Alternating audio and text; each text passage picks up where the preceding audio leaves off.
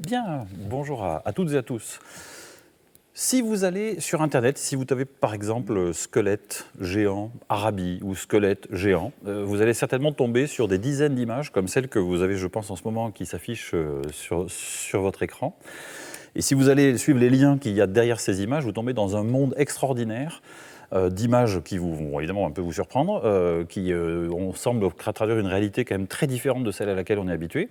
Et vous allez tomber sur des choses complètement différentes, des blagues potaches, des gens qui mettent ça vraiment pour rigoler, des gens qui mettent ça parce qu'ils y croient vraiment, des gens qui du coup vont gloser en disant peut-être que ces images qu'on nous montre sont la traduction de peuples cités dans le Coran, comme le peuple d'Ad, cités dans la Bible, comme les Néphélim, etc., etc. Et si vous allez encore un peu plus loin, vous vous rendez compte que la plupart d'entre elles, en fait, sont fabriquées effectivement par des photoshoppers qui s'amusent à faire ça. Notamment, il y a un site assez rigolo, c'est un site, je crois que alors j'ai noté le nom, il s'appelle Design Crown, c'est en anglais dans le texte, c'est donc des photoshoppers qui font des concours de ce qu'ils appellent les anomalies archéologiques. Ils s'amusent à faire des fausses images archéologiques. Alors, il y a de tout.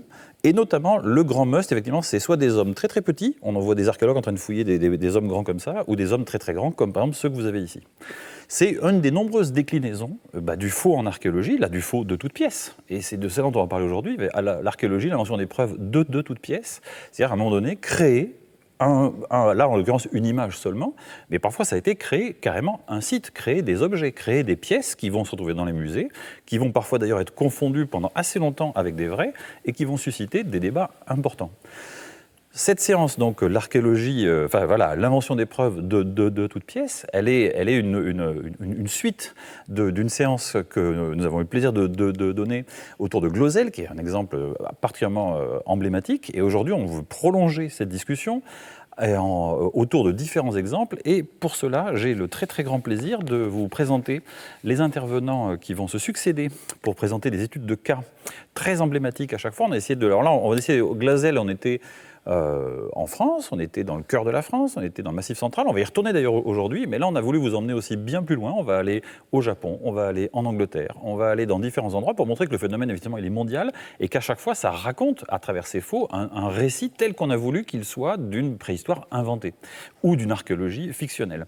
Et c'est ça dont on a envie de discuter avec vous aujourd'hui, tout d'abord avec Jean-Paul Demoule, qui est professeur émérite de proto-histoire européenne à l'Université Paris 1 Panthéon-Sorbonne et membre honoraire de l'Institut universitaire de France. Grand spécialiste du néolithique, grand spécialiste de la néolithisation en Europe, et en particulier de ce courant de néolithisation qui, de la Bulgarie au bassin parisien, correspond à la néolithisation plutôt de l'Europe moyenne. Et par ailleurs, quelqu'un qui s'est beaucoup impliqué aussi dans précisément les enjeux contemporains de l'archéologie, par exemple la réception de l'archéologie dans des domaines parfois où on ne l'attend pas forcément, qui peuvent être des domaines assez politiques justement, et aujourd'hui on va revenir sur des choses comme ça, et ça fait référence par exemple à certains passages d'un ouvrage très important qu'il a publié il n'y a pas très longtemps et qui a été réédité, mais où sont passés les Indo-Européens. Donc d'ailleurs une capsule sera réalisée, un entretien réalisé pour vous présenter plus avant cet ouvrage. Jean-Paul Demoule a également joué un rôle clé dans la structuration du champ de l'archéologie institutionnellement parlant en France, en ayant participé à l'élaboration de la loi sur l'archéologie préventive et dirigé l'Institut national de recherche en archéologie préventive entre 2001 et 2008, qui a découlé de cette loi. Donc, je laisserai le soin à Jean-Paul de vous présenter son exemple, et d'autres encore qui viendront sûrement au fil de la discussion. Mais je crois que tu vas nous entraîner assez loin, puisque c'est avec toi qu'on va aller le plus loin, d'ailleurs, dans l'espace et dans le temps. Ensuite, nous aurons le plaisir de passer la parole à Sandra Perret-Noguez, qui est donc maître de conférence à l'Université Jean Jaurès. Voilà, nous sommes collègues dans le même établissement, avec grand plaisir en ce qui me concerne. Proto-historienne, historienne de l'archéologie, qui a notamment travaillé sur des fonds d'archives d'Eschlet et Cartaillac, et qui a piloté des programmes, et qui continue à piloter des programmes sur, en l'occurrence, là, l'actualité, c'est plutôt Cartaillac, mais il y a eu beaucoup de travaux faits sur d'Eschlet, et qui dirige avec Noël Coy la collection Archéologie et Histoire de l'archéologie, Archives et Histoire de l'archéologie aux éditions Mergoal.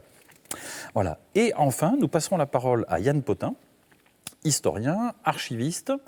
Mais ces deux mots-là ne suffisent pas à décrire toute l'ampleur des travaux dans lesquels il est impliqué, et notamment donc maître de conférence associé à l'Université de Paris Nord, et qui s'est beaucoup intéressé à l'histoire de la préhistoire, à travers des grandes figures. Là aussi, d'ailleurs, ça nous a amené à travailler ensemble, tous ensemble, d'ailleurs, autour de Cartaillac, par exemple, autour de Breuil, sur lequel tu as beaucoup travaillé aussi, et qui, plus généralement, donc, travaille sur l'histoire des sciences, l'histoire des sciences historiques, au 19e, 20e en particulier.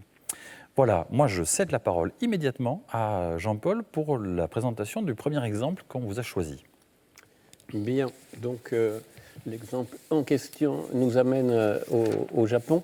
Et pour bien situer les choses, l'enjeu c'est la colonisation humaine de l'Extrême-Orient.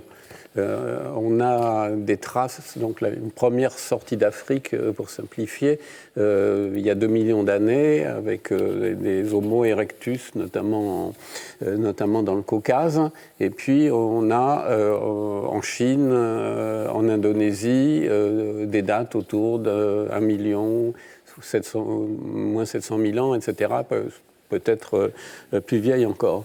Mais au Japon, jusque-là, on avait, puisque l'histoire se passe en l'an 2000, on avait essentiellement les effets de la deuxième sortie d'Afrique, c'est-à-dire des Homo sapiens, vous et moi, qui arrivent dans la région vers 50 000 ans et au Japon plutôt 40 000 ans.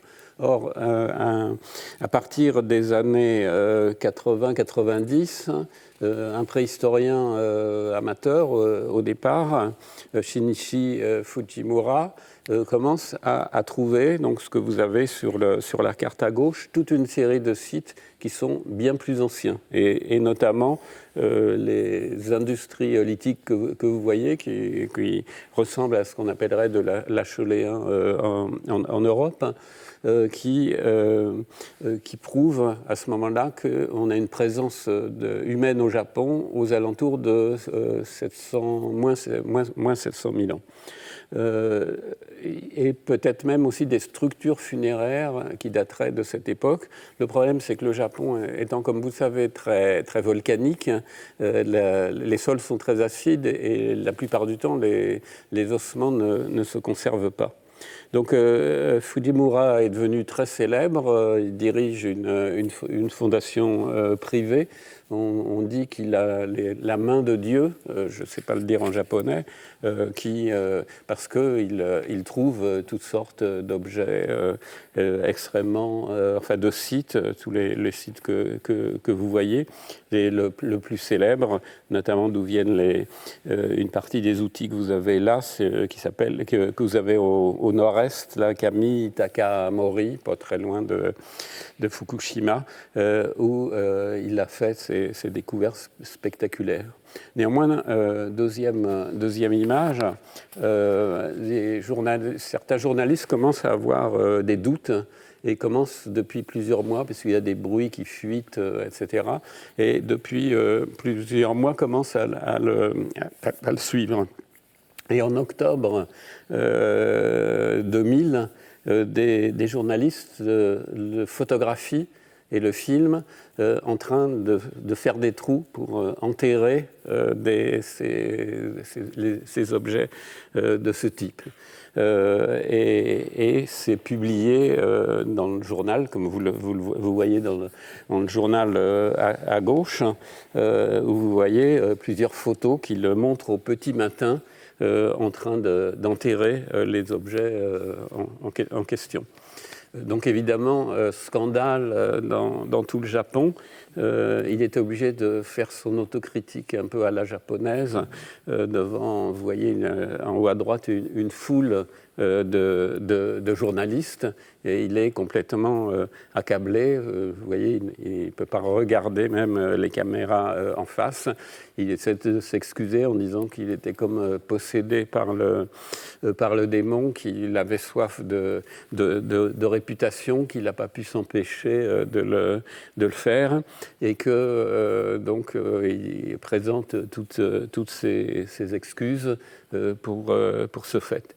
Donc après, sa vie évidemment n'a pas été drôle. Sa femme l'a quitté. Il a passé un moment dans une clinique psychiatrique et puis il a entièrement disparu de la circulation. Donc il paraît qu'il aurait changé de nom, etc. Mais tous nos collègues japonais préhistoriens, évidemment, ont pris ça comme une honte nationale et ont présenté leurs excuses à la communauté internationale. Et on a commencé donc, du coup, à regarder l'ensemble des sites qu'il avait fouillés. Parce qu'il n'en a vraiment reconnu que 2, mais pas tous complètement. Puis de toute façon, après, il est disparu. Donc, à l'heure actuelle, on considère que pour l'instant, il n'y a pas un seul site des nombreux sites qu'il a découverts qui tiendrait la route et qui certifierait une présence humaine donc de cette première sortie d'Afrique des Homo erectus et assimilés aux alentours de 600 000 ans. Théoriquement, ça ne serait pas impossible, même si on est plus au nord, puisqu'on a cette présence aussi dans d'autres îles comme en Indonésie, à Java, mais jusqu'à présent, il n'y a eu aucune preuve. Et il y a un autre de ses collègues, Mitsuo Kagawa, qui a été accusé également de faux. Lui, il l'a toujours nié, mais il s'est senti complètement accusé. Donc là, c'est l'année 2001, et en 2003, il s'est pendu. En 2001, il s'est pendu, et après, il y a eu des enquêtes judiciaires pour savoir si c'était des faux ou pas, et à ma connaissance, ça n'a jamais été complètement tranché, puisque, comme vous le savez, on ne peut pas dater une pierre. Les méthodes qu'on a actuellement permettent juste de connaître l'âge géologique de plusieurs millions d'années, voire centaines de millions d'années d'un objet en pierre, mais pas plus. Donc voilà, c'est un cas tout à fait intéressant. Ça peut rappeler, pour ceux qui ont suivi l'autre émission, qui connaissent l'affaire Glosel, où des objets ont été enterrés et donc redécouverts et donnant une réputation importante aux archéologues. Mais là, clairement, grâce à cette enquête des journalistes, on sait clairement que au moins ces objets-là étaient faux.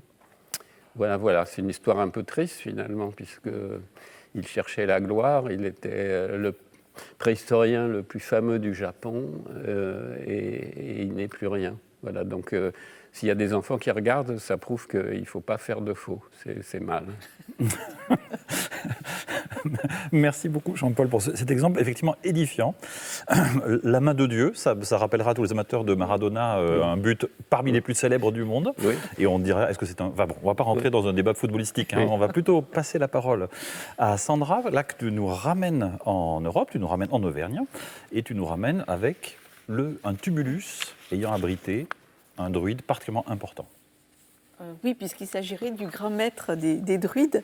Alors effectivement, le lieu, c'est la France rurale profonde. On est au sud-est d'Issoire, dans le Puy-de-Dôme, dans une région appelée le Livradois-Forêt, donc vraiment la région profondément rurale.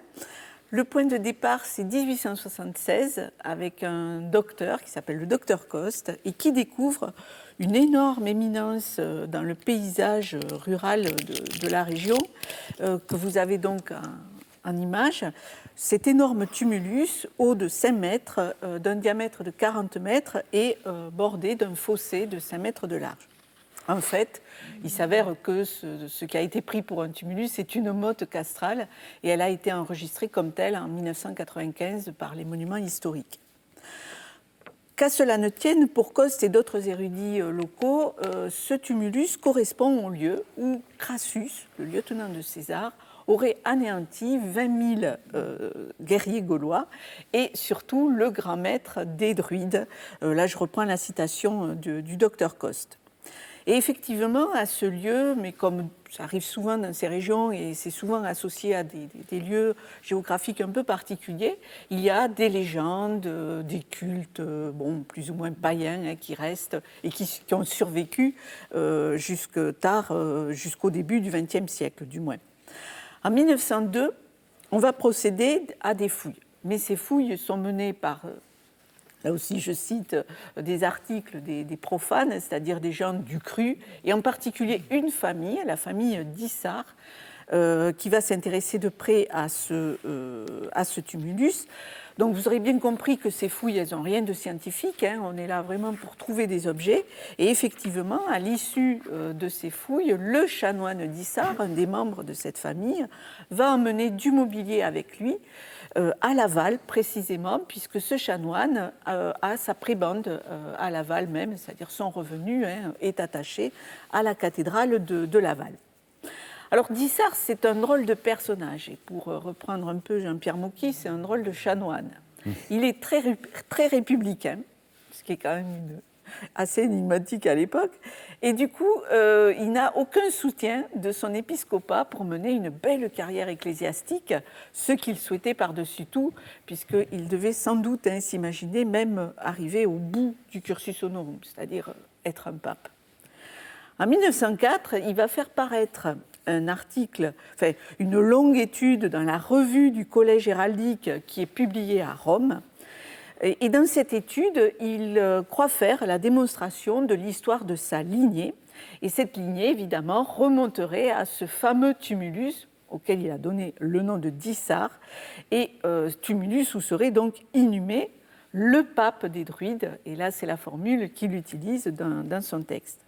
Alors, il est un homme cultivé, il est traducteur de César, et dans sa démonstration, il va tout utiliser. Il va faire feu de tout bois, de la linguistique, de tous les patois régionaux, Dieu sait qu'il y en a, et du coup, il va créer complètement, à travers une démonstration assez loufoque finalement, une généalogie totalement fictive, mais qui le raccroche à ce personnage qui, soi-disant, a été inhumé dans ce fameux tumulus. Et il ne s'arrête pas là, puisque la même année, il envoie une serpe d'or au Musée des Antiquités nationales, objet qui va être inventorié. Et vous avez d'ailleurs les fiches adéquates dans le catalogue que je montrerai tout à l'heure. Donc l'objet entre dans les collections, il reçoit un numéro d'inventaire, et Salomon Reynac, qui est alors un conservateur adjoint, mais bon, sur le statut, on aurait pas mal de choses à dire, parce que ce n'était pas exactement son statut précis dans le musée. En tout cas, dans ses remerciements au chanoine d'Issard, Salomon Reynac a malheureusement la mauvaise habitude, prend le mauvais parti, je dirais, de dire au chanoine que cette pièce est vraiment unique. Alors, pour cause, elle est unique, on n'a pas l'équivalent dans aucune autre collection connue en Europe. En tout cas, il n'en fallait pas plus au chanoine pour l'encourager, évidemment, à faire la promotion de sa découverte, et il ne va pas s'en priver, en particulier auprès du milieu des archéologues amateurs. Alors, ce qui est intéressant, c'est qu'au-delà des élucubrations de ce chanoine d'Issard, parce que vous aurez bien compris qu'on a quand même affaire à un personnage assez illuminé, l'affaire va avoir, pendant 2 années, entre 1904 et 1906, un retentissement assez important dans le milieu des archéologues proto-historiens, pour la plupart, dans la mesure où va naître une polémique, un peu ce qui va se passer à Glosel, mais là en taille un peu plus réduite. Mais on pourrait presque considérer que c'est un avant Glosel, quelque part. Il faudrait pour ça revoir toutes les archives d'ailleurs. Il y a une polémique qui éclate, en particulier entre un archéologue qui était alors très réputé en Auvergne, qui s'appelait Jean Pagès-Alary, qui était un industriel spécialiste de géologie, et qui, lui, va prendre fait et cause pour le chanoine d'Issard, en défendant sa découverte, en défendant l'authenticité de l'objet, de cette serpe d'or, de ce que le chanoine considérait comme une serpe d'or. Mais Jean Paget-Salary, alors c'est ça qui est très amusant, s'il croit à l'authenticité de l'objet, il n'est pas persuadé de sa nature et de sa fonction.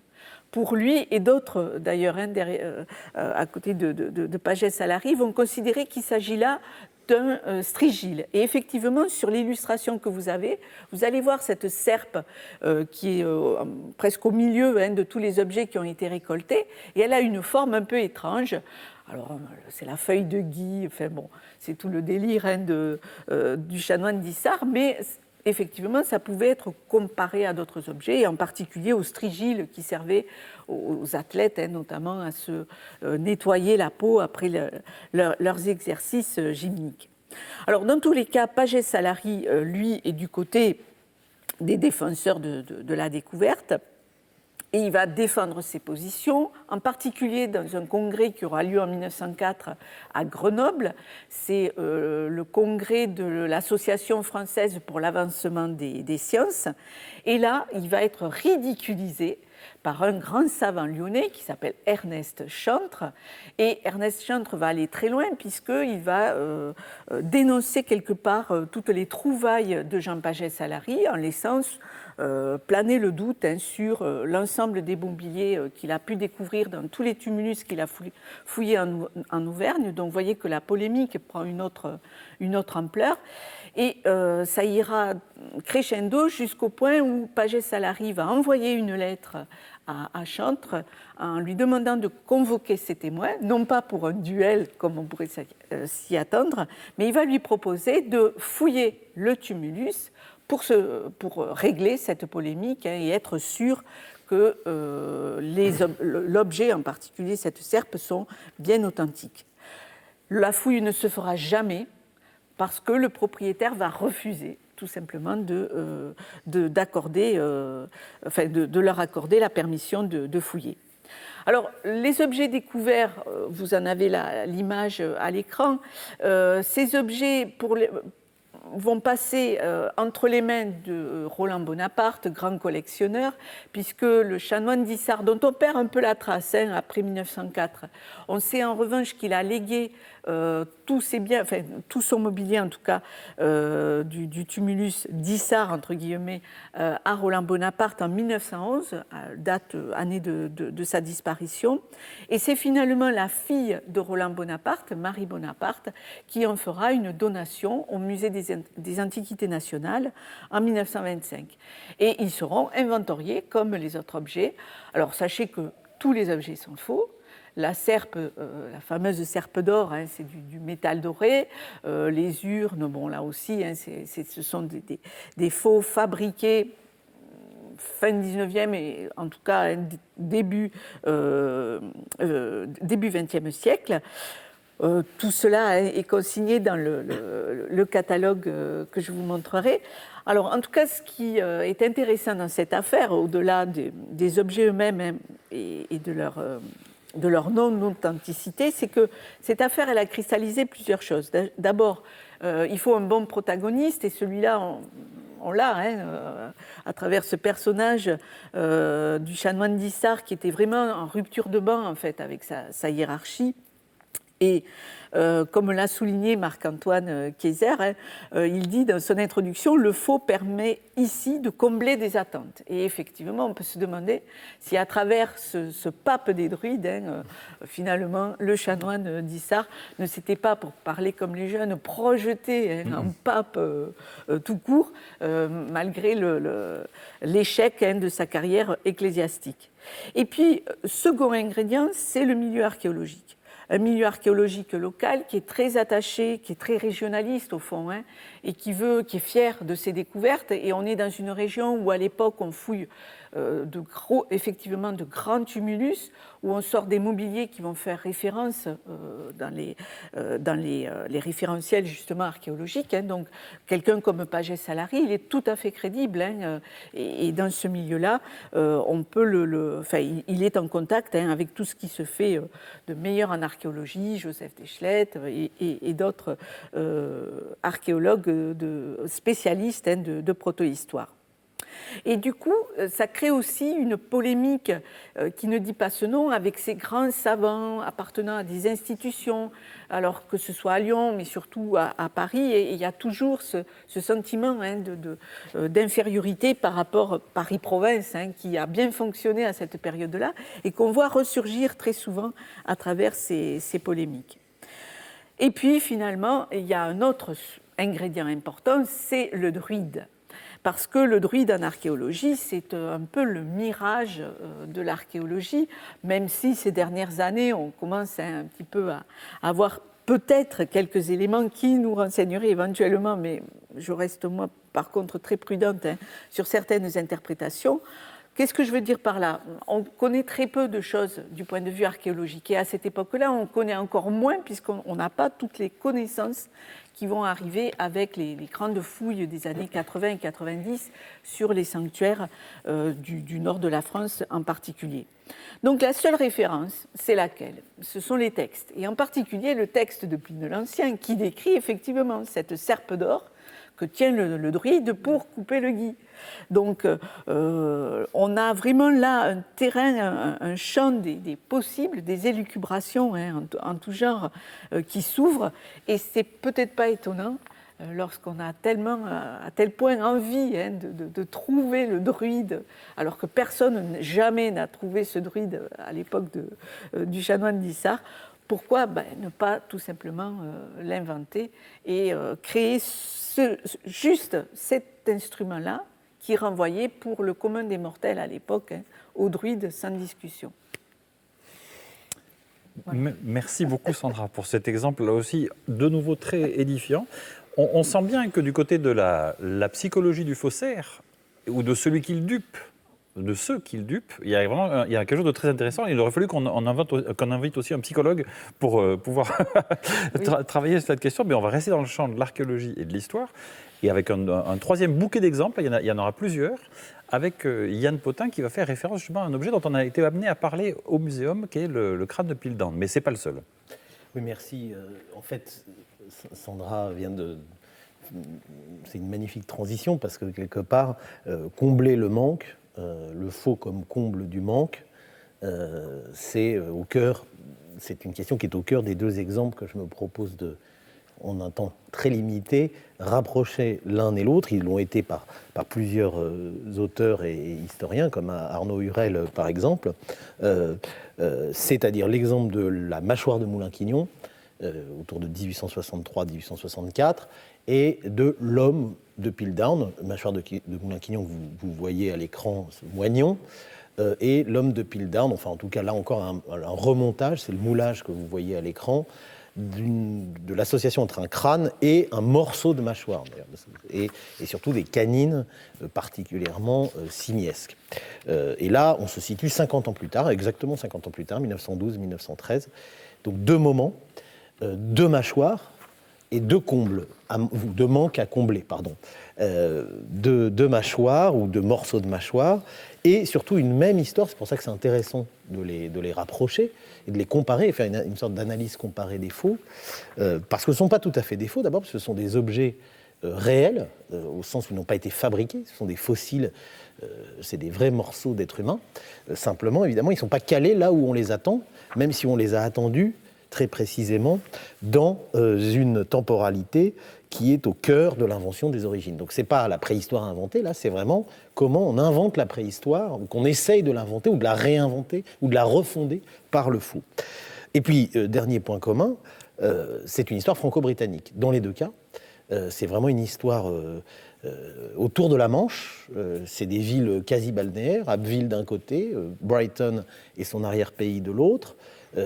Et puis surtout, c'est une histoire qui met en scène une compétition franco-britannique autour de l'expertise géologique sur les origines de l'homme. Donc, au fond, c'est presque cristallin d'une certaine façon, puisqu'on a une vraie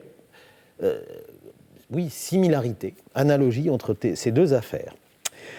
Et dans les deux cas, donc, le faux comble un manque. Alors, quel manque ? Le chaînon manquant. Alors, dans le premier cas, en 1863, c'est même plus que le chaînon manquant, c'est le chaînon débutant, c'est l'homme fossile, puisqu'en 1863, Boucher de Perthes vient de faire reconnaître 4 ans auparavant, en 1859, Jean-Jacques Boucher de Perthes, par des savants anglais, justement, l'existence, justement pas de l'homme antédiluvien, mais d'artefacts antédiluviens, antérieurs au déluge, et qui ne sont pas encore datés. Donc c'est la date classique de l'invention de la préhistoire, d'autant plus classique que c'est l'année de parution de l'origine des espèces, donc de Darwin, ce qui a beaucoup fasciné cette concordance des temps.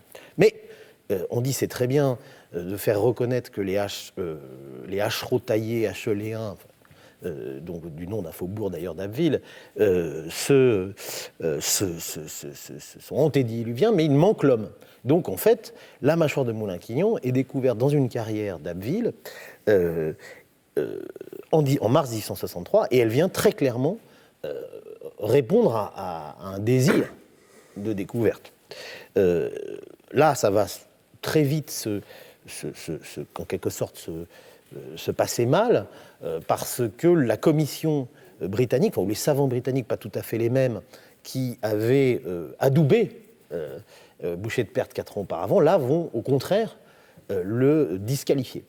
Et c'est plutôt les savants français, et notamment Armand Quatrefages de Bréau, qui des origines toulousaines par ailleurs, Armand Quatrefages de Bréau, qui était professeur d'histoire naturelle, au Muséum d'histoire naturelle d'anthropologie, qui, lui, au contraire, va apporter beaucoup de crédit, Édouard Lartet aussi, mais très vite quand même s'il y a d'autres os et d'autres mâchoires et d'autres fragments qui sortent de cette carrière en 1864, cette découverte va écorner d'abord la réputation de Boucher de Perthes, et puis va être mis dans un tiroir, d'une certaine façon, et l'affaire ne sera jamais véritablement résolue du côté français pour les Anglais. D'ailleurs, c'est John Evans, un des savants britanniques, qui conclut un très bel article, Requiescat in pace, sous-entendu, laissons cette mâchoire là où elle doit rester, c'est-à-dire dans un cimetière d'où elle provient certainement. Mais au fond, si j'ose dire, tout le monde est dans l'interdiction, puisque à ce moment-là, Cro-Magnon n'a pas été découvert, Néandertal n'est qu'un bourrelet occipital qui est loin encore d'être, depuis 1856, d'avoir trouvé un corps. Donc, au fond, c'était possible. Et aujourd'hui, évidemment, cette mâchoire, c'est la mâchoire, j'y vais y revenir dans un instant, elle a été datée récemment, très récemment, d'un Homo sapiens, si j'ose dire, moderne. Enfin, voilà. Donc, en tout cas, pas de ce qu'ensuite on a appelé l'équivalent d'un Homo erectus, ou en tout cas d'un homme fossile contemporain du paléolithique inférieur européen. Donc ça, c'est l'affaire de Moulin-Quignon, et en fait, elle, comme le dira Gabriel de Mortillier plus tard, dans les années 1880, il remerciera au fond ce faux, ou cette forgerie, dont on ne sait pas exactement si c'est les ouvriers qui l'ont inséré dans cette carrière, parce que les objets de cette carrière sont véritablement, du paléolithique inférieur. Et il remerciera parce qu'il dira cette forgerie a fait avancer la science. Donc là, on est vraiment dans un cas où le faux est fondateur. Il comble un manque, mais il est fondateur. Alors, je prends le deuxième exemple, qui est Piltdown. Alors là, on traverse la Manche, et on est presque en situation de symétrie. En symétrie, puisqu'entre-temps, que s'est-il passé dans l'histoire de la préhistoire et des hommes fossiles ? Eh bien, l'homme de Néandertal a pris une place, non pas tout à fait celle du chaînon manquant entre l'homme et le singe, dans les représentations déjà très simplistes, simplificateurs à la fin du XIXe siècle, mais a pris en tout cas une place décisive, notamment en 1908, par la découverte d'un squelette entier à la Chapelle-aux-Saints, en Corrèze, par d'ailleurs des ecclésiastiques, les frères Buissonni, mais surtout étudié par un autre professeur au muséum, Marcelin Boule, qui va jouer un rôle essentiel dans la controverse de Piltdown. Or, les Anglais, à ce moment-là, l'Angleterre, qui est effectivement un pays calcaire, donc qui recèle pas mal de sites paléolithiques, mais sont un peu dans une situation analogue, en quelque sorte, n'ont pas vraiment de fossiles. Les Allemands, vous imaginez le contexte, on est à la veille de 14, donc en gros, à peu près toutes les nations européennes qui s'apprêtent à s'affronter ont des hommes fossiles, et la France en a un particulièrement ancien et en plus complet. Et donc là, on vient la découverte de Piltdown, qui en fait justement s'étale entre 1908 et 1912, par Charles Dawson, et qui associe Charles Dawson et Arthur Woodward, un professeur du Muséum d'histoire naturelle et un savant local, donc un peu la même configuration d'ailleurs qu'à Abbeville 50 ans plus tôt, cette mâchoire associée au crâne vient donner possiblement à la terre britannique, le Sussex, puisqu'on est donc près de Brighton, une antériorité possible sur le continent pour être l'origine de l'homme européen, sinon de l'homme tout court, puisque depuis 1891, à Java, ce qui nous ramène d'ailleurs à l'intervention de Jean-Paul, le pithécanthrope, découvert par Eugène Dubois, un néerlandais, a, si j'ose dire, pris une place qui va longtemps être première dans l'histoire des origines de l'homme. Donc, ancêtre de l'homme européen, et ce crâne de Piltdown associé à sa mâchoire va donner lieu à une même controverse en 1912-1913, avec, là encore, mais de manière symétrique, c'est-à-dire cette fois-ci, c'est les Français qui vont porter le fer contre les Britanniques, avec évidemment l'idée qu'ils défendent l'autochtonie, en quelque sorte, de l'homme de la Chapelle aux Saints, alors que les Britanniques vont finalement pas véritablement disqualifier l'homme de Piltdown, qui va attendre l'après-Seconde Guerre mondiale pour être, en quelque sorte, peu à peu considéré, d'abord par une datation au fluor, comme, là encore, l'association entre un crâne plutôt d'Homo sapiens et la mâchoire d'un orang-outan, mais qui vient de Java. Donc, de toute façon, des orang-outans, il n'y en a pas vraiment en Europe, a priori pas récemment, ou alors il y en a vraiment beaucoup, mais ça, voilà. Puisque, comme chacun sait, orang-outan, ça veut dire l'homme de la forêt. Donc, ça veut dire que c'est quand même, la forgerie au sens de l'insertion dans un site, elle est évidente, puisque la mâchoire a dû quand même traverser la moitié de la planète pour arriver dans un champ du Sussex. Mais en fait, on peut dire que ces deux affaires n'ont jamais été résolues et ont mis du temps, et j'en terminerai par là, à être domestiquées ou à être apprivoisées. Vous voyez, pour le cas à l'image, pour le cas de Moulin-Quignon, c'est même très récent, et c'est lié à une équipe du Muséum d'histoire naturelle qui associe justement archéologues, anthropologues, historiens des sciences. J'ai évoqué Arnaud Hurel, Alain Livialet tout à l'heure, qui, à partir de 2013, donc pour le 150e finalement de Moulin-Quignon, ont revisité le site. Vous voyez là l'image d'une exposition qui a eu lieu à Abbeville dans la foulée, Retour à Moulin-Quignon, et qui, en fait, quelque part, ont apaisé cette chose qui était restée dans un tiroir, comme je le disais tout à l'heure, en d'abord tranchant définitivement par une datation au carbone 14 qui n'avait évidemment jamais eu lieu, même si, vous le voyez sur la mâchoire, elle avait été sciée pour essayer de prouver qu'elle contenait du sable de la même carrière. Donc elle avait été sciée dès 1863. Mais surtout, en fait, parce que la carrière de Moulin-Quignon aujourd'hui est sous les faubourgs d'Abbeville, donc elle est là, ça a obligé une opération archéologique assez complexe, ça a permis d'authentifier la carrière, d'authentifier le site et d'une certaine façon de refonder la légitimité de Boucher de Perthes et le fait que Moulin-Quignon complétait effectivement l'invention de la préhistoire de 1859. Et puis, pour Piltdown, c'est encore plus, je dirais, à plus longue distance. Sur l'image, vous voyez justement une des représentations initiales, qui est une peinture où on voit justement Darwin et les savants autour du crâne essayant, dans une vision en quelque sorte justement un peu idéal de la discussion scientifique, où on met en scène d'abord l'autorité de Darwin qui est en portrait sur le mur derrière, et puis les savants autour, où on voit finalement ce qui est l'enjeu de la fraude, c'est-à-dire, ou du débat, c'est-à-dire de la discussion devrait sortir un accord. D'où cette idée qu'il faut des commissions internationales, etc. Ça a longtemps été l'image officielle de l'homme de Piltdown, c'est-à-dire un débat non tranché, une sorte de collectif qui n'est pas d'accord. En fait, peu à peu, on s'est rendu compte qu'il y avait derrière Piltdown d'autres acteurs possibles, locaux, y compris Teilhard de Chardin, qui, à ce moment-là, finissait ses études juste à côté, dans un collège britannique, ses études de théologie, et qui commençait à s'intéresser à la géologie, mais aussi Sir Arthur Conan Doyle, qui habite pas loin, à une villa à quelques kilomètres de là, et que finalement, en fait, il y a peut-être, derrière Piltdown, mais je n'ai pas le temps de le développer, une affaire beaucoup, beaucoup plus complexe. Mais pour ça, je vous renvoie au livre en français, il y a plusieurs livres en anglais, de Herbert Thomas, qui a été publié en 2002, qui fait une enquête, justement, sur l'enquête de l'enquête. Mais pour finir, on peut dire qu'aujourd'hui, Piltdown est devenu, en quelque sorte, le morceau manqué de la conquête britannique de l'homme fossile, autochtone. Mais en revanche, ce qui est intéressant, c'est qu'à partir de là, les préhistoriens britanniques vont essaimer à travers le monde et vont créer une préhistoire coloniale, puisque 10 ans plus tard, en 1924, à l'autre bout de la planète, va être découvert par des savants britanniques celui qui depuis occupe toute la place, c'est-à-dire l'Australopithèque, l'enfant de Tang.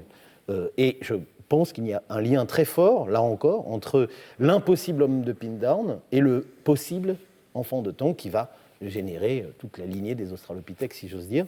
Donc là encore, on est dans un mouchoir de poche entre la forgerie, qui en fait précède une véritable découverte, ou en tout cas anticipe une véritable découverte qui cherche à combler un manque. Merci beaucoup Yann pour là aussi cet exposé. Donc on voit bien à quel point le faux est un formidable sujet d'histoire contemporaine, parce que les enjeux contemporains qui entourent le faux, les enjeux qui peuvent être régionalistes, nationalistes, les dessins personnels aussi des êtres, des gens, pourquoi est-ce qu'à un moment donné on a fait des faux, c'est un très beau sujet pour nos amis, nos collègues historiens du contemporain, où la préhistoire est instrumentalisée, l'archéologie est instrumentalisée dans cette dimension. Mais tu as suggéré aussi quelque chose de très important, c'est que parfois du faux naît le vrai.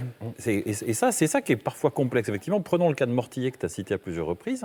Mortillet, très grand préhistorien, grand fondateur de la préhistoire aussi au XIXe siècle. Si on le regarde de près, évidemment, il n'a cessé de prêcher des choses qui se sont révélées fausses. Il s'est trompé sur des documents.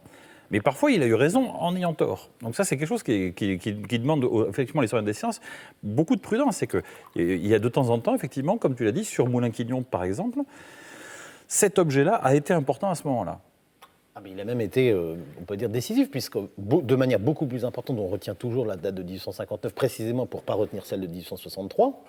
Mais 1863, d'abord, en termes de médiatisation, Moulin-Quignon a fait beaucoup plus de bruit que 4 ans auparavant, la petite commission. Mais surtout, en plus, 1863, c'est une très belle date du point de vue, on va dire, de la mise en rapport entre origine de l'homme et remise en question des croyances religieuses, puisque c'est, d'ailleurs, le mois d'après la découverte de Moulin-Quignon, au mois de juin 1863, l'apparition de la vie de Jésus de Renan.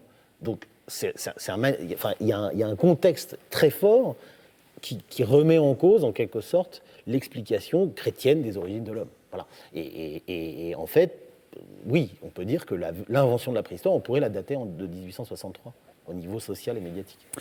Bon, évidemment, pour une science, c'est quand même toujours douloureux d'être engendré d'un faux. Mais pourquoi pas. Voilà. Alors, du coup, là, je vous passe la parole les uns les autres pour voir un peu si vous avez envie de réagir les uns les autres aux exemples que vous avez présentés et comment, à travers cet échange, ou tout simplement circonscrire justement toutes les motivations du faux et tous les enjeux de sa réception. Je pense que pour Moulin-Quignon, même si ça n'a jamais été résolu, l'explication la plus simple, c'est que Boucher de Perthes avait offert une récompense au premier ouvrier qui trouverait un reste humain qui le conforterait. Donc ça paraît assez vraisemblable que ce soit effectivement dans ce cas-là les ouvriers qui l'ont fait pour justement un petit bénéfice, peut-être ne mesurait-il pas l'importance décisive de ce qu'ils allaient trouver. Parce que les autres exemples sont plus... on peut considérer que les faux, c'est soit directement pour de l'argent, soit plutôt pour de l'idéologie ou de la réputation, etc. Et dans ce cas-là... on aurait affaire, c'est le seul moment où il y aurait effectivement quelque chose de financier. Pour Piltdown, c'est vrai que c'est le grand paléontologue Stephen Jay Gould qui avait proposé que ce soit notre gloire nationale, Teilhard de Chardin, qui ait fait qui, peut-être comme une plaisanterie d'étudiant qui l'aurait dépassé, aurait fait le faux, mais on n'en a pour l'instant aucune preuve. Et, oui, non, mais c'est d'autant plus intéressant que dans les deux cas, en fait, officiellement, il a fallu attendre parfois très longtemps pour que les objets soient disqualifiés, mais en fait, ils l'ont été presque tout de suite. Oui. Voilà. Donc, c'est vraiment des objets qui, dans les deux cas, sont restés suspendus, en quelque sorte, dans les tiroirs ou sur les rayonnages. Mais effectivement, les ouvriers, qui ont d'ailleurs été interrogés par la commission en 1863, Ah oui. il y a eu, c'était presque comme comme un procès, c'est-à-dire qu'ils ont été questionnés, et en fait, c'est justement, évidemment, l'authentification a été basée sur le fait qu'on disait c'est des gens trop simples pour aller chercher dans un cimetière, puisque la datation de 2016 donne en gros vraisemblablement 17e, 18e, donc typiquement un cimetière de la région d'Abbeville, que c'est des gens trop simples pour aller trouver, et en plus pour avoir l'idée de choisir plutôt une mâchoire plutôt qu'un crâne. C'est vrai que et puis surtout, il y en a eu plein d'autres qui sont sortis quand même pendant toute l'année. Donc le Moulin-Quignon est quand même recèle pas mal de replis, parce qu'en fait, jusqu'en 1864, il y a au total, ce qui reste de Moulin-Quignon, c'est quand même des dizaines et des dizaines de fragments humains. Enfin, des dizaines, j'exagère, mais enfin une bonne dizaine. Et pas seulement la mâchoire primitive. Mais c'est vrai que c'est assez incroyable que dans les deux cas, c'est sûr qu'il n'y a pas de plaisanterie dans Moulin-Quignon. Il peut y en avoir une vraiment dans Piltdown, précisément parce qu'il y a cette vexation britannique qui est très forte dans ces années 1908-1910 quand même. Parce qu'on ne se rend pas compte, là aussi, ce que la Chapelle aux Saints a apporté comme renommée sur la France, en gros, comme plus ancien. Bon, ça n'a pas duré très très longtemps, mais enfin, ça a quand même duré pendant plusieurs décennies. C'était la France qui était le pays où il y avait le plus ancien homme fossile présent. Donc, dans un contexte de 1912, juste à la veille de 14, ça a quand même du sens, quoi. D'ailleurs, dans la reconstitution que fait Marcelin Boule de l'homme de la Chapelle aux Saints, il va faire une reconstitution beaucoup plus simiesque que la réalité, puisque comme justement on cherche l'homme singe, ça peut pas être quelque chose d'aussi proche que nous, puisque comme on dit classiquement, bien rasé, on ne le reconnaîtrait pas dans le métro. Et comme on cherche l'homme singe, et il y a sa statue aussi au musée des Aisies, où Laura Gourand écrit une phrase célèbre en disant que c'était la suite, qui continuait à célébrer ou à proclamer un siècle d'erreurs scientifiques, etc. L'histoire de l'ouvrier trop simple, ça rappelle aussi l'affaire de Glosel, où un petit paysan sort des objets, donc on peut pas il n'aurait pas pu inventer ça parce que c'est un homme trop simple, c'est un homme du peuple, c'est pas comme tous ces grands savants. Vous vouliez dire. Sandra, tu voulais réagir, oui. Non, je voulais faire un parallèle entre le chanoine d'Issard et l'archéologue, je pas le nom, je le maîtrise. Shinichi Fujimura. Ouais. Parce que c'est vraiment des destins particuliers. Parlez plus fort. Et sur le plan psychologique, ça mériterait d'ailleurs d'être un peu plus fouillé, parce que pousser jusqu'à ce point l'envie d'inventer quelque chose, c'est un fantasme, on est vraiment dans le plus grand fantasme. Et là, en plus, ça rejoignait quand même quelque chose, une attente collective, parce que dans le cas de Dissart, tout le monde espérait tomber un jour sur ce type de tumulus, avec un chef qu'on aurait identifié comme un druide. Donc il y a aussi il y a l'aspect individuel, ce que je voulais ajouter, et c'est la question aussi que je me posais par rapport au Japon, et puis l'attente collective, qui elle était très forte dans le milieu archéologique. Au moment de cette affaire d'Issard, c'est clair que tout le monde espérait trouver ce type-là. Alors, je ne sais pas si au Japon, il y a la même résonance entre... Si, bien sûr. Il y a un nationalisme japonais. Enfin, nous n'avons rien à leur envier en termes de nationalisme, mais il y a quand même un fort nationalisme japonais qui fait d'ailleurs que le Japon est le pays qui, par tête d'habitants, dépense le plus pour l'archéologie. Une archéologie préventive qui est la plus développée du monde. Donc il y a les musées archéologiques, il y a des parcs archéologiques, des reconstitutions, il y a couramment 1 million de visiteurs dans chacun de ces lieux. Donc il est évident que prouver que le Japon était peuplé dès 700 000 ans, alors que jusqu'à présent on n'avait pas de preuves, n'ont pu effectivement rencontrer effectivement cette attente. Mais malheureusement, ça s'est mal fini. On ne sait rien sur la fin du chanoine inventif. En fait, il faudrait regarder à nouveau toutes les archives parce qu'apparemment, au Musée des Antiquités nationales, ils n'ont plus de courrier de lui après 1904. Maintenant, il faudrait faire une exploration plus poussée parce que jusqu'en 1906, en tout cas, il en est question dans les courriers que j'ai pu voir de Joseph Deschlettes, de Jean Paget-Salary. Enfin, ils en discutent, et jusqu'en 1906. Et là, ça s'arrête. On ne sait pas quand il est mort. Hein. Il est mort en 1911. Et il a légué. Et il a légué, c'est à ce moment-là qu'il lègue les objets à donc il se Roland passe Bonaparte. très peu de temps jusqu'à sa mort. Oui, il y a aussi ce... Mais c'est vrai que c'est quand même assez fascinant le legs, et que ce soit Marie Bonaparte, qui a quand même un rôle très important dans la fondation de la psychanalyse, et en France, je veux dire, dans la réception plutôt, pas la fondation, mais de la psychanalyse, puisqu'elle fait traduire, c'est la première à faire traduire Freud, et qu'en 1925, qui est quasiment l'année de Glosel d'ailleurs, entre parenthèses, elle lègue, enfin qu'elle se débarrasse de cette espèce de... Parce qu'elle vend son appartement. C'est toujours comme ça que ça se passe. Elle est très très riche, Marie Bonaparte. C'est-à-dire que c'est d'ailleurs pour ça qu'elle peut financer la traduction de Freud. Elle est très très très très riche. Par exemple, Marie Bonaparte, quand même, quand elle a fait sa psychanalyse avec Freud, elle avait une séance par semaine. Elle faisait l'aller-retour Paris-Vienne du jour au lendemain. Donc, Marie Bonaparte était princesse de Grèce. Enfin, je veux dire, je pense que c'est pas pour des raisons financières là pour le coup. Elle a offert à Freud un très beau cratère grec dans lequel les cendres de Freud à Londres sont déposées à l'intérieur de ce boîte grec. Je pense que ça, en tout cas, moi, en écoutant, je pense que ce serait intéressant de creuser le côté Bonaparte aussi, parce que d'abord, vraiment, parce que Freud et l'archéologie, on sait que c'est une immense histoire, et que le faux, le vrai, le manque, combler le manque, c'est très psychanalytique. Et j'aimerais vraiment, alors là, voir comment Marie Bonaparte a perçu ce legs, le legs à son père, et comment elle-même... Enfin voilà, je trouve que c'est vraiment intéressant. C'est ce que je ne m'attendais pas du tout à ce que Marie Bonaparte vienne dans cette affaire. On ne va pas surgir, effectivement, alors qu'elle est peut-être un élément... Enfin, en tout cas, elle est un jalon clé dans cette affaire. Donc, du fin fond du livre à doigt à Freud... Non, mais c'est vrai que c'est assez fascinant comme tout ça.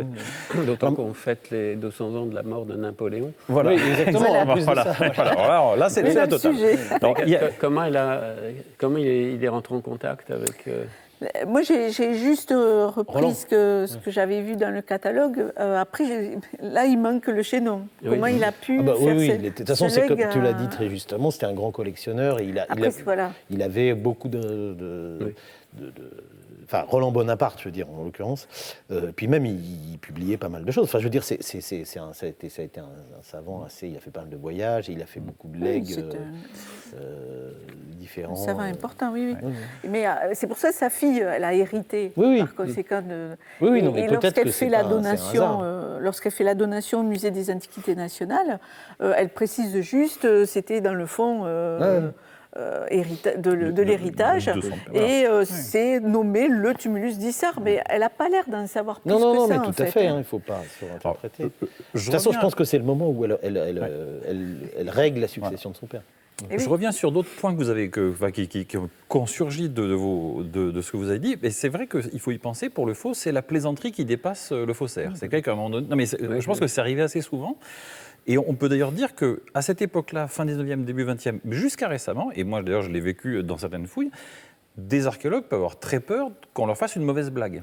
Et moi, par exemple, Yann et moi, on a travaillé avec Henri Delporte, par exemple. Delporte avait très peur qu'un fouilleur, un jeune fouilleur un peu malicieux, lui fasse une mauvaise blague.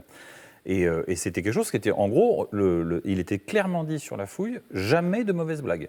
Jamais, jamais, jamais. Surtout sur les Vénus. Et surtout, sur les statuettes. voilà, sur les statuettes. Parce qu'il y a eu une histoire, justement, d'une histoire célèbre, mais qui est même assez d'une blague potache dont on n'arrive plus à se dépêtrer. Alors, est-ce que sur la Vénus de Pato, est-ce que l'un d'entre vous veut la raconter ? Non. Moi, je pensais à la statuette de Cap de Nac.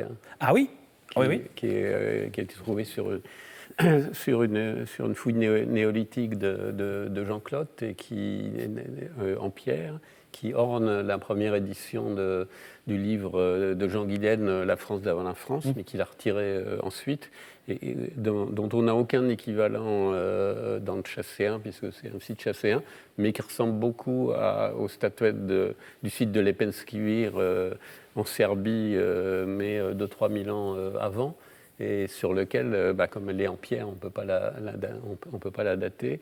Et donc, il est toujours resté un doute, et un des fouilleurs s'est vanté que c'était lui, et Jean-Claude ayant dit « moi, je n'ai pas la preuve que c'est un faux », et les choses sont un peu retombées. Mais des gens comme Jean Guilaine mettent des réserves très sérieuses. Des réserves plus que fortes sur l'objet. Mais là, ce serait une fabrication. Oui, bien sûr. Oui. Et sur la Vénus, et Breuil et la Vénus de Pato, c'est un exemple très emblématique. Ça, c'est un très bel exemple. Et douloureux aussi, quand même. Oui, très douloureux, parce que ça met en scène un vieil... Alors, Breuil, déjà, l'abbé Breuil, ce qui est vrai, c'est que sur un aspect, il a passé sa vie à faire... on l'a vu avant-hier sur Glosel, justement, plutôt discret et en retrait. Mais par contre, sur l'art pariétal et sur savoir s'il s'agit de vrai ou fausse peinture, il a passé sa vie jusqu'à Rouffignac à dire le droit, en quelque sorte, à être celui qui vient attester si c'est des vrais ou des faux. Sur l'art mobilier, plus complexe. Et là, c'est une scène qui se passe en 1959-60 même, l'été 60, c'est-à-dire le dernier été de Breuil, il va mourir l'été précédent, mais chaque été, il vient en Dordogne faire son tour, son inspection en quelque sorte. Et l'année d'avant, Riddelport, justement, a découvert la Vénus de Tursac, qui est une Vénus en pierre, très, très, très belle, par son caractère assez abstrait. Et là, parmi les grands sites qui sont fouillés dans ces années-là dans la vallée de la Vézère, il y a, depuis plusieurs années déjà, le site de l'abri de Pato par Alan Movius, un préhistorien américain. Et effectivement, ça a été attesté par plusieurs archives et puis même quelques circulations.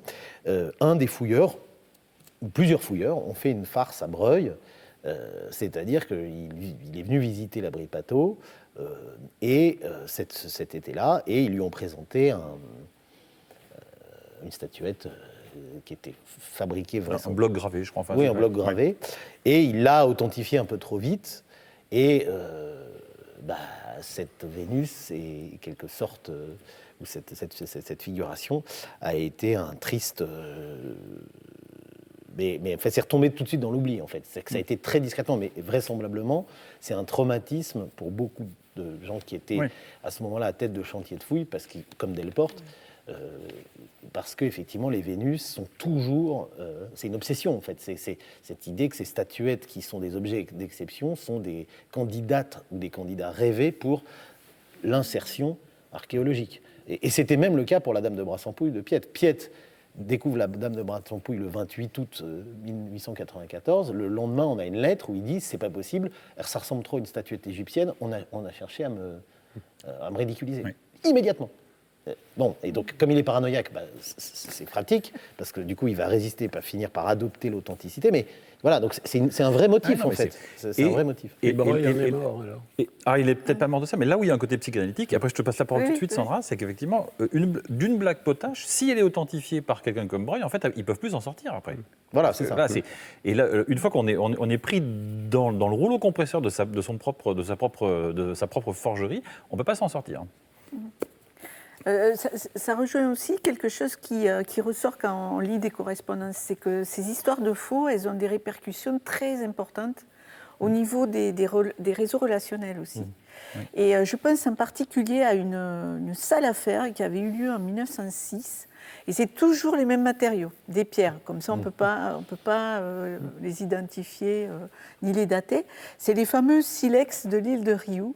Je ne sais pas si vous connaissez de cette histoire, des silex égyptiens ou pseudo-égyptiens qui avaient été placés sur l'île de Riou, où il n'y avait pas vraiment large de d'habitat, Marseille, au large de Marseille.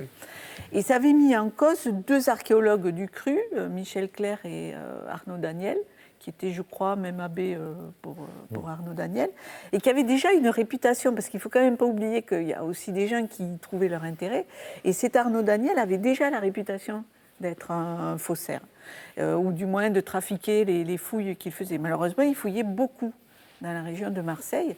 Et donc, ça a déclenché une polémique énorme, parce que là aussi, le capitaine, Louis Capitain, avait authentifié cette découverte. Alors que très vite, beaucoup de savants ont eu des doutes.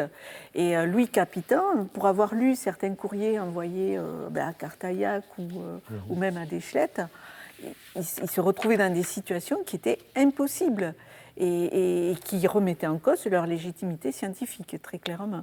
Et c'est vrai qu'on ne mesure pas aujourd'hui l'effet dévastateur que ça pouvait avoir sur un milieu qui déjà était agité par beaucoup de polémiques, surtout dans ces années-là. Il ne faut quand même pas oublier qu'on est quand même dans des périodes où les scandales politiques sont quand même assez récurrents, où les fractures politiques aussi sont très sensibles entre et ça a ajouté encore plus, ça a alimenté encore plus les divisions. Et dans le tumulus d'Issar, il y a des vrais haches polynéolithiques quand on regarde là. Qui ont été. Alors, dans le détail, je ne pourrais pas le préciser, mais effectivement, il y a. Pour qu'il y ait du faux, il faut qu'il y ait un petit peu de vrai. Oui, toujours. Sauf que c'est du néolithique. Voilà. Et juste pour terminer là-dessus, il y a au milieu de l'image, vous avez une aiguille. Oui. Et là, c'est très amusant parce que cette aiguille servait à percer le cœur des victimes humaines, évidemment, selon l'interprétation de notre chanoine. Oui, sur des dolmens. Sur les dolmens, de sacrifice.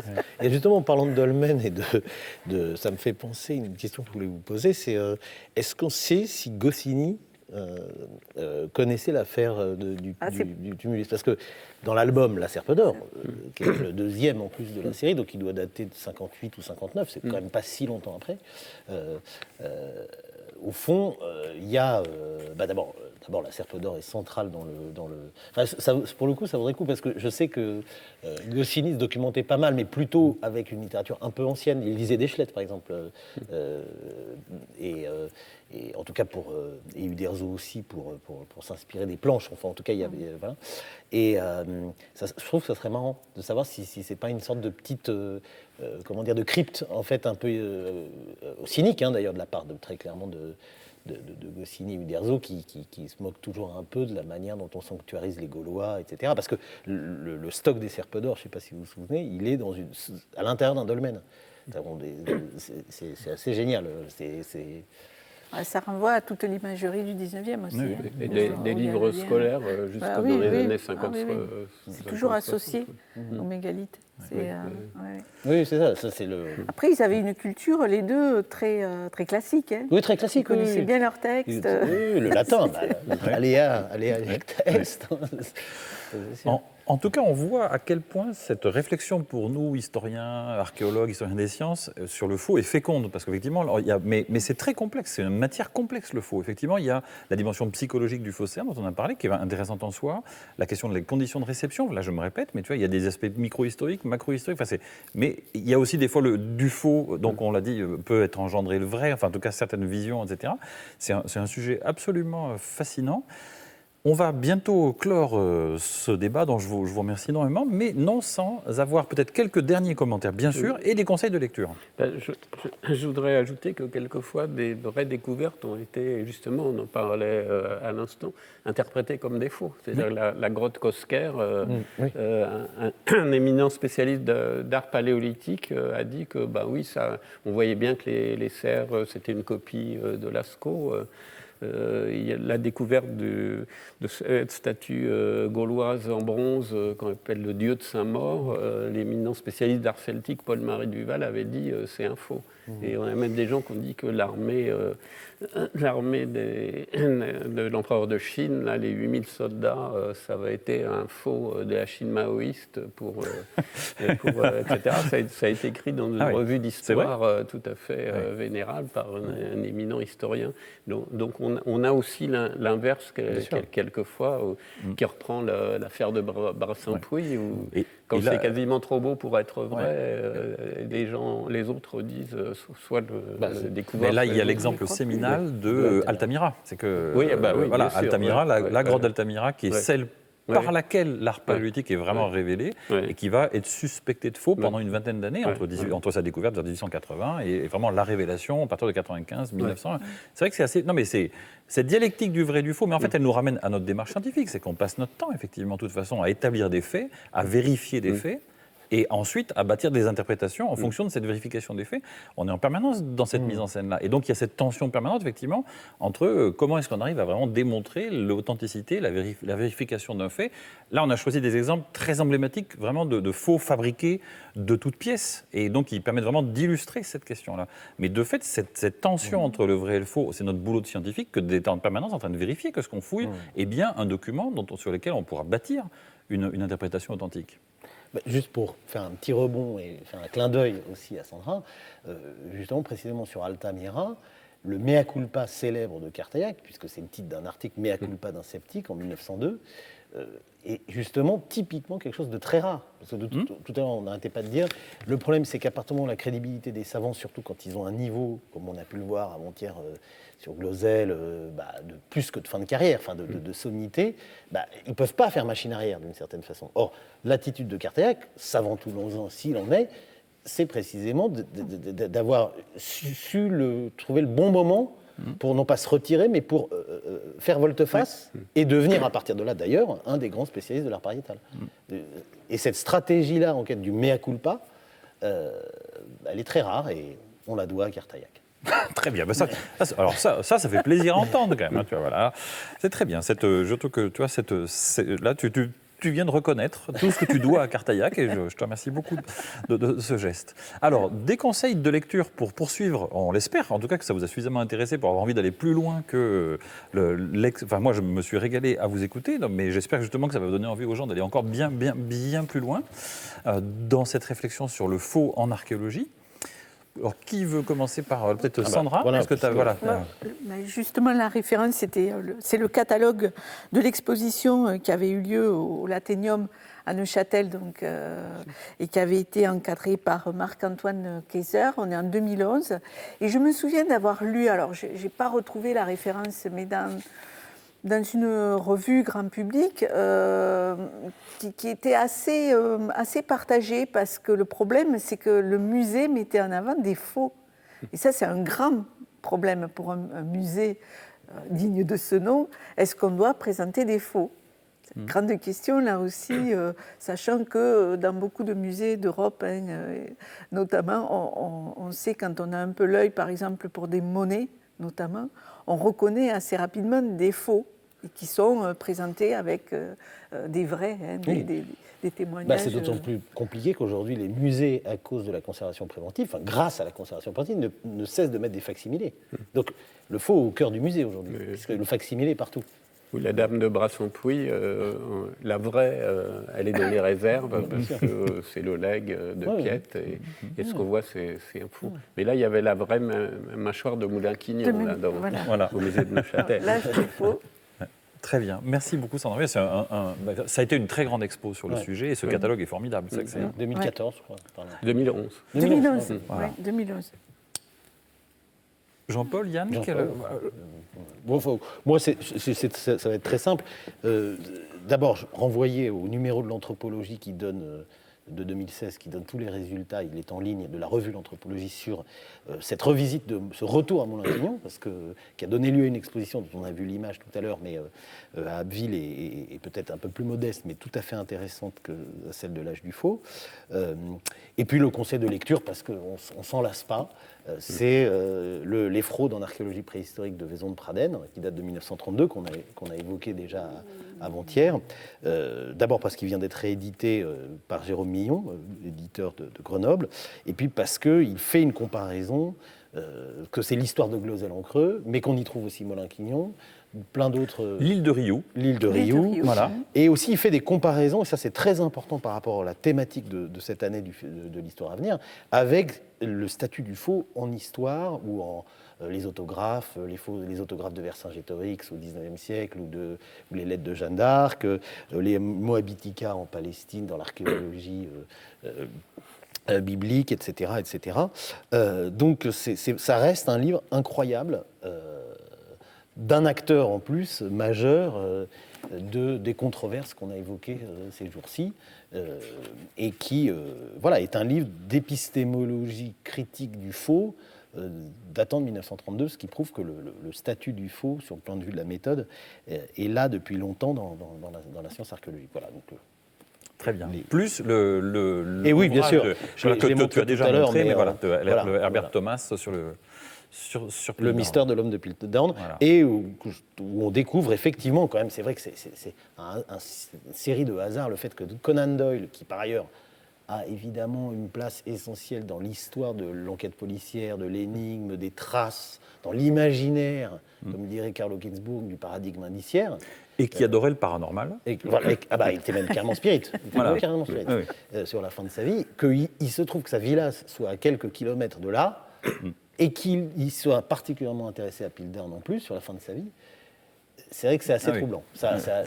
Le jésuite et le romancier, ça fait de Piltdown quand même une matière à roman extraordinaire. Ouais. D'abord, je ne pourrais que conseiller un excellent livre de moi-même. Voilà, c'est exactement ce qu'on a trouvé. Voilà. On a retrouvé l'histoire de France de 2013, dans lequel j'ai un chapitre entier sur les faussaires de l'histoire, où je traite d'un certain nombre d'exemples, notamment ceux qu'on a vus ici. Et puis, dans un genre différent, le livre de l'épistémologue Victor Stoczkowski, qui s'appelle « Des hommes, des dieux, des extraterrestres », qu'il a publié à la fin des années 90, et dans lequel il s'est intéressé à ce qui part du livre de Bergier et Pauwels, Le matin des magiciens, en 1960, qui a eu un grand succès, qui est l'idée que, en fait, on est plus ou moins contrôlé par les extraterrestres, et c'est eux qui ont construit les pyramides, le Parthénon, etc., etc., voire contrôler le nazisme. Alors, on pourrait dire que c'est une aimable plaisanterie, mais ça a été repris après. D'abord, ça a eu un grand succès à l'époque. Ça a même généré une revue qui s'appelait Planète. Et ensuite, ça a été repris par un Suisse, Eric van Deniken, et qui lui-même a vendu à peu près 60 millions d'ouvrages, d'exemplaires dans différentes langues. Donc nous, quand on en vend 500, on est déjà très content. Donc si on s'occupe de la demande sociale, est-ce qu'elle est du côté de nous, modestes archéologues, ou du côté d'Erich van Deniken? Et on sait que tout ça a continué quand il y a eu la fin du monde le 21 décembre 2012, etc. Donc Stoczkowski montre qu'il y a eu plein de livres pour dire « Ah, c'est pas vrai, c'est pas les extraterrestres », que ça n'a aucun effet. C'est comme la datation du Saint-Sphère de Turin au hasard. Et donc, il s'intéresse justement à voir qu'est-ce qui fonctionne, qu'est-ce qui fait que ce type de connaissances fonctionne. Bon, ça peut rejoindre en partie certains écrits de Bruno Latour sur le grand partage entre le rationnel et d'autres façons de raisonner. Voilà, donc c'est un livre qui est à la fois un peu difficile, mais qui se lit quand même assez agréablement. Voilà. Un très grand merci. On va essayer de continuer à écrire des vrais livres avec des vraies choses dedans, qu'on aura essayé de le mieux vérifier possible, quitte à n'en vendre que 105 exemplaires. En tout cas, on va continuer à faire ça et on sera content de vous retrouver pour en parler dans d'autres temps du festival de cette année et des festivals à venir. Un très grand merci à tous les trois pour cette passionnante discussion, éclairage nourri de si beaux exemples. Et on vous souhaite à toutes et à tous, on vous souhaite de se retrouver bientôt, en vrai.